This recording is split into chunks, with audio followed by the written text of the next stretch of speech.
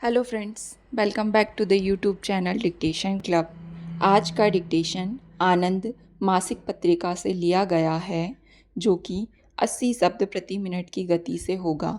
अगर आपको इसकी पीडीएफ अलग से चाहिए तो आप नीचे डिस्क्रिप्शन बॉक्स से टेलीग्राम ज्वाइन कर सकते हैं। इसके अलावा डिस्क्रिप्शन बॉक्स में आपको और भी प्लेलिस्ट की लिंक मिल जाएगी। और अगर आपको डिक्टेशन पसंद आता है तो वीडियो को लाइक ज़रूर करें, चैनल को सब्सक्राइब कर लें। तो डिक्टेशन स्टार्ट करते हैं 5 सेकंड के बाद।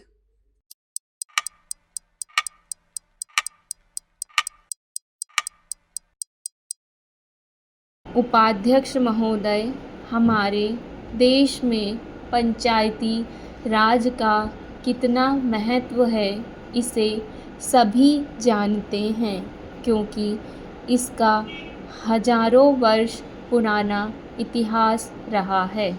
विकेंद्रीकृत जनतांत्रिक कार्य प्रणाली ने निश्चय ही हमारे देश में सफलतापूर्वक काम किया है और आज भी जहां पंचायतों का शासन स्थापित है, वहां पर भी यह प्रणाली पर्याप्त सार्थक है।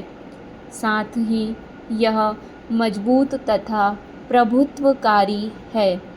विशेष रूप से भारत जैसे देश में जहां संचार व्यवस्था इतनी जर्जर हो, यह और भी महत्वपूर्ण हो जाता है। यहाँ स्थानीय स्तर पर विकेंद्रीकरण बहुत ही आवश्यक है। यद्यपि हमारे संविधान के निर्माताओं ने देश के लिए पंचायती राज प्रणाली की कल्पना की थी, इसे अस्तित्व में लाने की जिम्मेदारी राज्यों पर छोड़ दी गई। हमने समय समय पर पंचायत के चुनाव कराए, लेकिन संसद सदस्यों, राज्यों के विधायकों, मंत्रियों और मुख्यमंत्री के बीच सत्ता के वितरण के प्रश्न पर आपसी हितों की जो टकराहट होती रही, उसे पंचायती राज का व्यवस्था का कारगर ढंग से क्रियान्वयन करने में बहुत बड़ी बाधा पड़ी। यही कारण है कि पंचायतों के चुनाव कभी बाढ़ का बहाना लेकर तो कभी सूखे को आधार बनाकर प्रायः टाले जाते रहे, जबकि इसके पीछे मुख्य कारण यह था कि कोई भी सही अर्थों में सत्ता में हिस्सेदारी को पसंद नहीं करता था। हमारे भूतपूर्व प्रधानमंत्री को इस बात का श्रेय जाता है कि उन्होंने पहली बार यह अनुभव किया कि अगर पंचायतों का कामकाज पूरी तरह राज्यों पर छोड़ दिया गया तो संभवतः कभी भी पंचायती राज को व्यावहारिक रूप नहीं दिया जा सकेगा। कर्नाटक जैसे कुछ राज्यों ने पंचायत कानून का अच्छा रूप प्रस्तुत किया।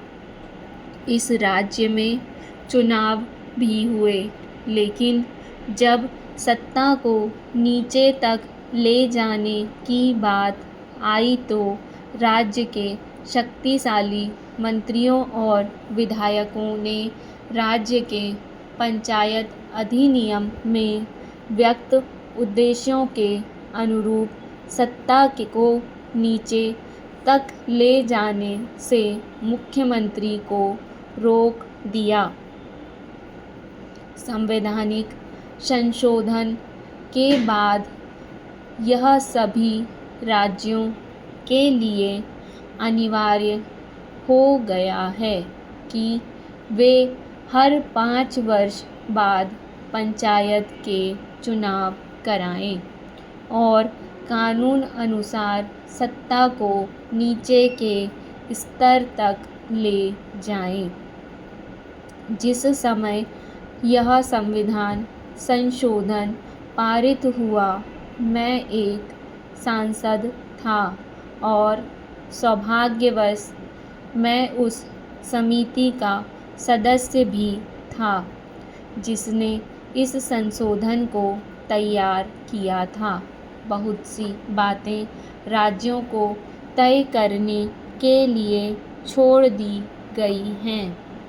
उपाध्यक्ष महोदय, मेरी व्यक्तिगत राय है कि सत्ता और अधिकार के संबंध में और भी अधिक स्पष्ट विभाजन रेखा होनी चाहिए थी ताकि राज्यों सरकारों को बचाव का कोई रास्ता न मिल सके। लेकिन इस प्रस्ताव पर विचार करने का काम लोकसभा का है। मध्य प्रदेश जैसे राज्य में 30,000 पंचायतों और 2 लाख से अधिक पंचों का चुनाव कराना बहुत बड़ा काम था।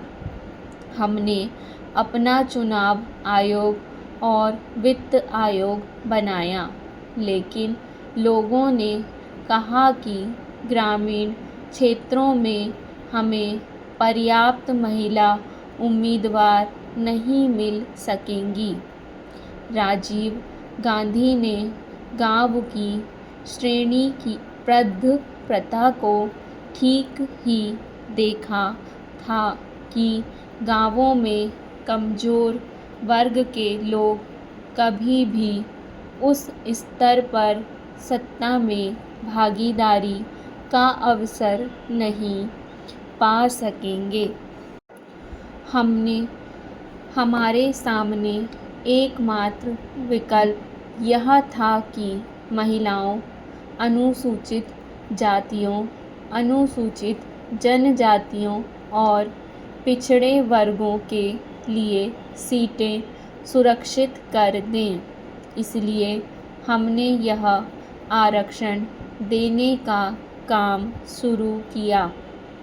लेकिन यह प्रश्न उठाया गया है कि किस प्रकार अलग-अलग चुनाव निशानों सहित 4 अलग-अलग पेटिकाओं में एक निरक्षर ग्रामीण यह जान सकेगा कि पंच के लिए हवाई जहाज़ के निशान पर, सरपंच के लिए डोलची के निशान पर, ब्लॉक सदस्य के लिए बैलगाड़ी के निशान पर वोट डाला जाए।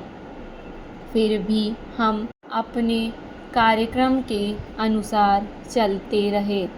हमारे पास अलग-अलग रंगों के मतपत्र थे और आश्चर्य है कि मतदाताओं को अपनी पसंद के उम्मीदवार का चयन करने में कोई कठिनाई नहीं हुई। हालांकि इस चुनाव में कुछ पैनल भी थे। प्रत्येक शक्तिशाली व्यक्ति के पास पंच से लेकर जिला परिषद सदस्य का अपना पैनल था। इस घटना से भारतीय मतदाता की परिपक्वता का पता चलता है। इससे यह पता चलता है कि एक निरक्षर भारतीय नागरिक के पास सामान्य समझ और प्रतिभा की कमी नहीं है। हमने प्रक्रिया जारी रखी और चुनाव संपन्न हुए। जब सत्ता के हस्तांतरण की बात आई तो उन वर्गों ने जो पंचायतों के साथ सत्ता की हिस्सेदारी में हिचकिचाहट दिखा रहे थे, इस समय विषय को फिर उठाया और राज्य मंत्रिमंडल की बैठक शुरू होने से एक दिन पूर्व मेरे कुछ सहकर्मी मेरे पास आए और उन्होंने पूछा, क्या आप सचमुच इन मामलों के प्रति गंभीर हैं? मैंने कहा, यह एक ऐसा वचन है जो हमने स्वयं ही किया है और इससे पीछे हटने का प्रश्न पैदा ही नहीं होता है। डिक्टेशन पसंद आए तो वीडियो को लाइक तथा चैनल को सब्सक्राइब ज़रूर करें। धन्यवाद।